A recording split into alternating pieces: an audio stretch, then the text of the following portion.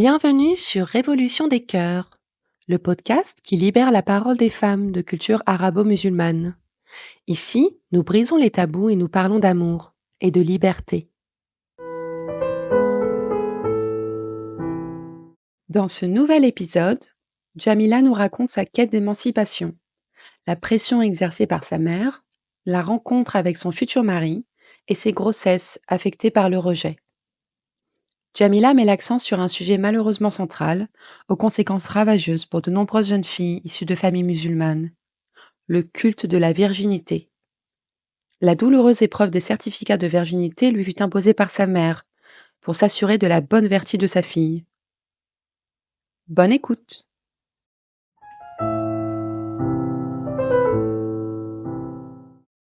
Aujourd'hui, à 50 ans, je me définis fièrement comme une fille de la République. Mon parcours a été certes semé d'embûches, un chemin pavé de doutes, d'affrontements, mais avec du recul, surtout d'amour. Mon histoire, elle commence en 1974, dans une petite ville où je suis née en tant que première fille, alors que tout le monde s'attendait à un garçon. Déjà, cette première déception m'a appris que je devais lutter pour me faire une place dans un monde qui avait des attentes bien définies. En grandissant, j'ai eu la chance de vivre, enfin, je le croyais à ce moment-là, dans une famille où la structure était certes traditionnelle. Mon père, il partait chaque jour à l'usine avec sa cantine. Tandis que ma mère, bien que peu visible à l'extérieur, exerçait un pouvoir silencieux à l'intérieur de notre foyer.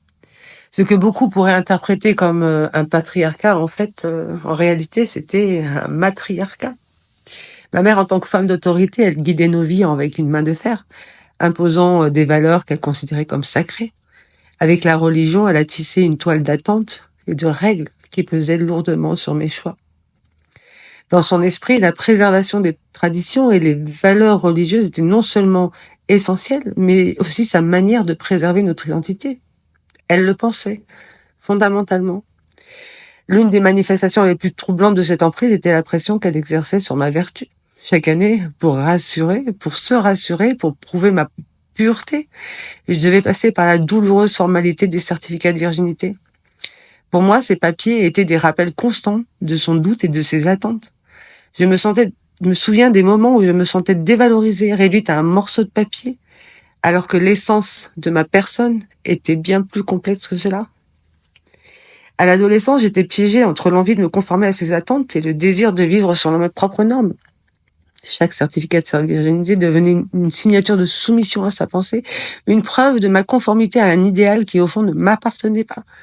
C'était douloureux de réaliser que mon corps, mes choix et mes aspirations étaient toujours à la merci des jugements d'autrui. J'ai essayé de comprendre. À 18 ans, elle a été mariée avec un homme d'une trentaine d'années de plus qu'elle. Un homme, tout en étant présent, son mari, mon père, était souvent comme un fantôme dans le cadre de cette structure matriarcale. Les affrontements amplifiaient mes frustrations alors que je tentais de concilier mes croyances avec celles de ma mère. Je commençais à comprendre que son esprit, tout en étant influencé par la religion, était aussi profondément ancré dans son désir de protection et de préservation de ce qu'elle pensait être notre héritage. Mes années de collège ont été cruciales pour ma prise de conscience.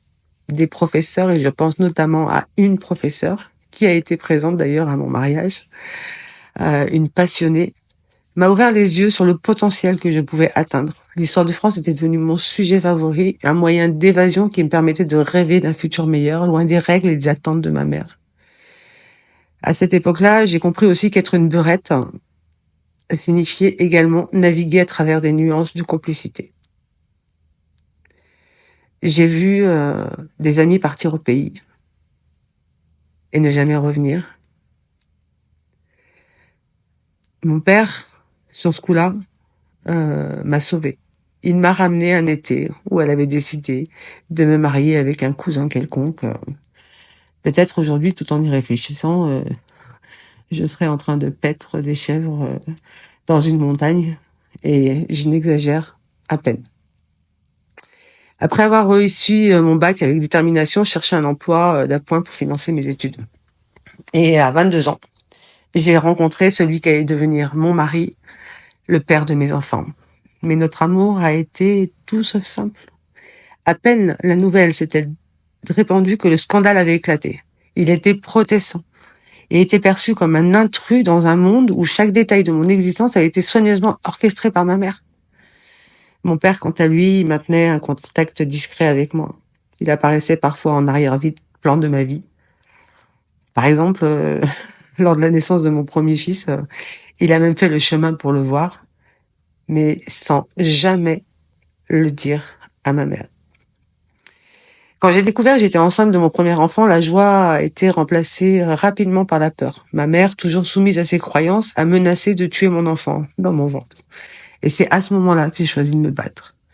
Chaque jour, je me retrouvais plongée dans un conflit me défiant à la fois de l'héritage matriarcal de ma mère et des attentes de mon amour pour mon homme.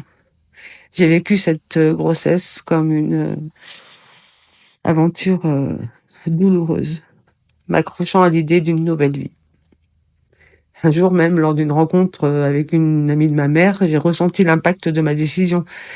Elle m'a regardée avec des airs décomposés et m'a dit « Mais t'es pas morte ?» Elle ne comprenait pas que j'avais choisi, malgré la douleur, l'amour comme un chemin de vie. À chaque battement du cœur de mon enfant, je savais que ma lutte avait un sens, que ma décision transcendait les limites imposées par ma mère. Je ne l'ai pas vue pendant plusieurs années. Mon parcours, semé de cicatrices et de blessures, a aussi été le récit de ma résilience. Les souvenirs, les coups de martinet, les tentatives de circoncire plus tard mes enfants, n'ont fait qu'affermir ma détermination à me libérer. Aujourd'hui, je suis en paix. J'ai forgé ma propre identité en dépit de la pression d'un matriarcat rigide, loin des attentes qui pesaient sur moi. Finalement, le plus beau cadeau que ma mère m'ait laissé, malgré toutes ces contradictions, c'est la capacité d'élever mes deux enfants dans le respect du libre choix, du libre arbitre. J'ai choisi de leur inculquer l'importance de décider de leur vie, de leur propre destin, de ne pas renoncer à leurs rêves, indépendamment des pressions familiales ou culturelles.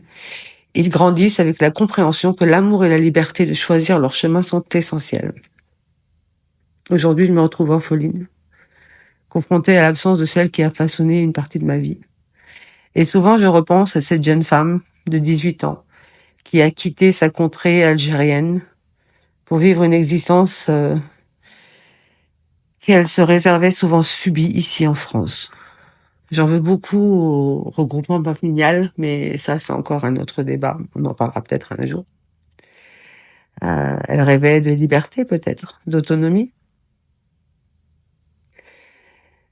C'est en regardant derrière moi, c'est difficile. C'est quelque chose que j'ai vécu, j'allais dire comme un rêve, non, comme un cauchemar, mais j'y suis arrivée. Et du haut de mon demi-siècle, je n'ai qu'un seul conseil à donner. Aimez qui vous voulez. Le combat pour l'amour, pour votre propre bonheur, cela vaut chaque instant de lutte.